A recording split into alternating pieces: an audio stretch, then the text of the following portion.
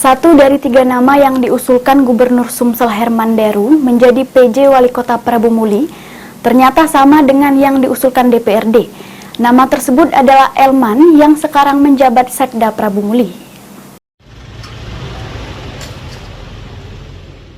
Tinggal hitungan hari, jabatan Wali Kota dan Wakil Wali Kota Prabu Muli akan segera berakhir. Berdasarkan informasi yang didapat, jabatan yang diemban Ridho Yahya dan Andrian Safikri itu tuntas pada 18 September 2023. Selanjutnya, jabatan Wali Kota akan dipimpin oleh pejabat atau PJ yang ditunjuk ke Mendagri berdasarkan usulan DPRD dan Gubernur.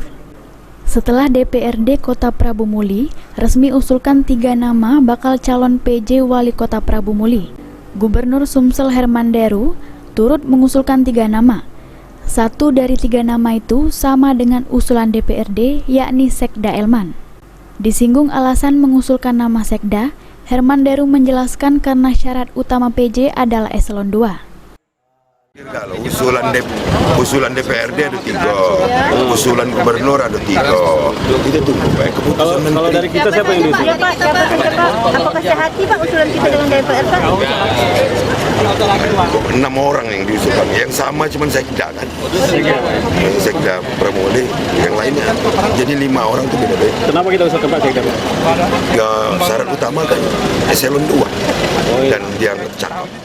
Adapun 3 nama yang diusulkan DPRD yaitu Elman, Sekda Kota Prabu Muli, Amiruddin selaku Kepala Dinas Koperasi dan UMK Pemprov Sumsel, dan Indra Bangsawan yang saat ini menjabat Kepala Inspektorat Kota Prabu Muli. Sementara yang diusulkan Gubernur adalah Sekda Elman, yang kedua Al-Fajri Zabidi, Kepala Badan Kesbangpol Provinsi Sumsel, dan yang ketiga juga dari Kepala Dinas Provinsi. Beni Firdaus, PAL TV.